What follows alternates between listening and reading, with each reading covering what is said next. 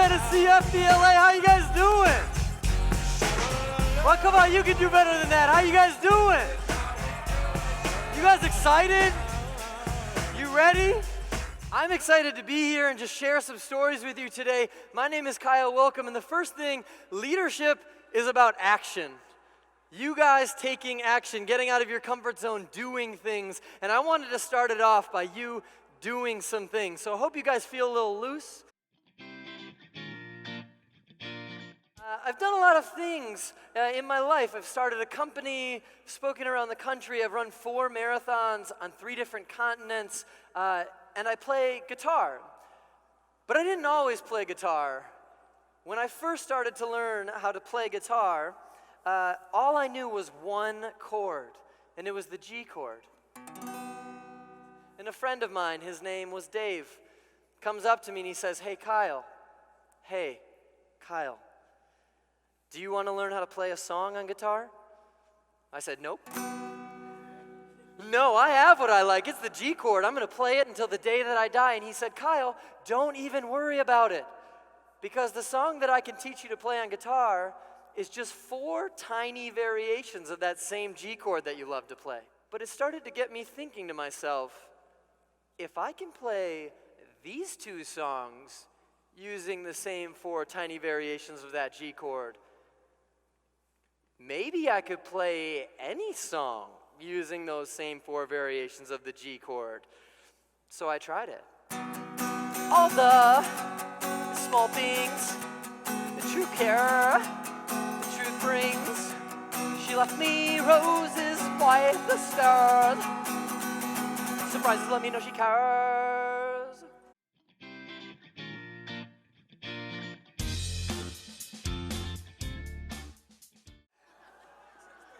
Let's try it out.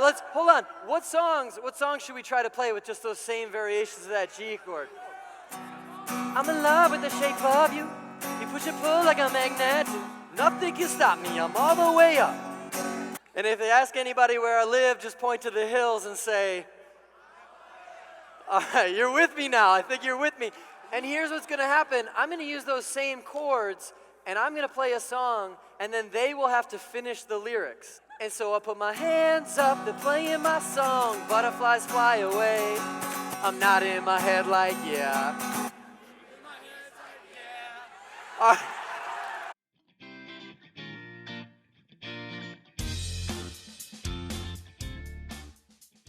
But I was going through the motions. I wasn't doing anything very different, right? Every day, I would do the same things. I was stuck in this G chord pattern. I started to do different things on my guitar, but it was interesting because it started to make me do different things in my life as well. Specifically, I started to diversify my friend groups.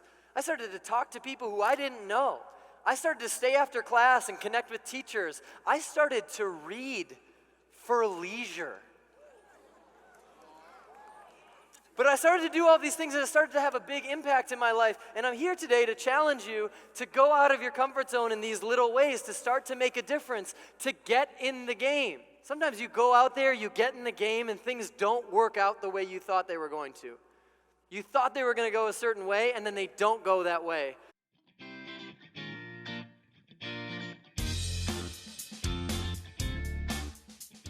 It's funny because in our lives, this happens all the time. We think we know exactly what's about to happen, and then the rug gets pulled out from underneath us, and we have no clue.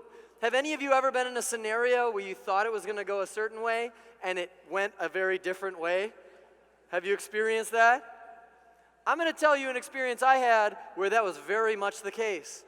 I go to this rodeo, things are happening, and they keep having these competitions.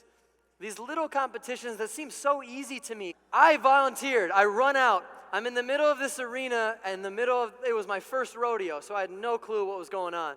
I'm waving to my friends off of the side, and then the announcer comes on the loudspeaker, and he goes, 3, 2, 1.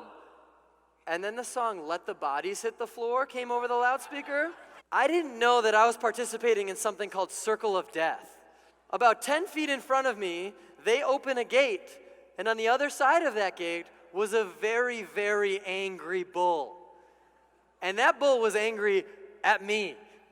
I will tell you exactly what I thought in this moment. I thought, oh no, I'm gonna die. So here's what I do. I take this big jab step to my right, and I'm like, oh yeah, come for me. And he gets close to me, and I jump to my left, and I realize you cannot juke a bull. And my hand hits directly on the bull's horn, and it launches me out of the circle, and I lost. But then I look down at my hand, and I go, I think I broke my hand.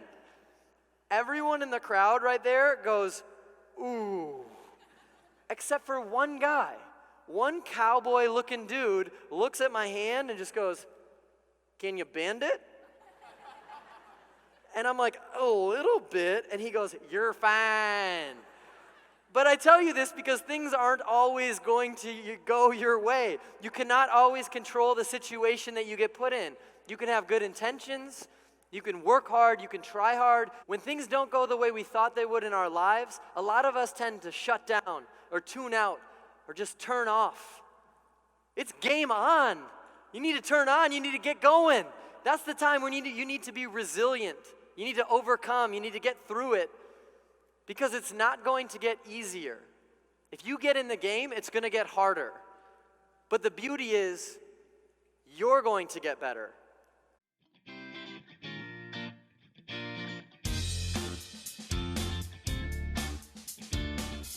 Sometimes going out of your comfort zone makes it a little bit difficult, puts you in a tough situation. Sometimes it puts you exactly where you need to be. I turn to this guy who's kind of watching this little scene start to take place on the beach, and I say, excuse me, sir, what's going on? And he said, well, there was this boy who was out on the beach, and he was digging this hole or this tunnel, and the sand collapsed over top of him. And so they're going out to try to rescue him. And I'm going to be really honest with you guys right now. My first thought when I heard this was, yeah, that's not really my problem. That's terrible, right?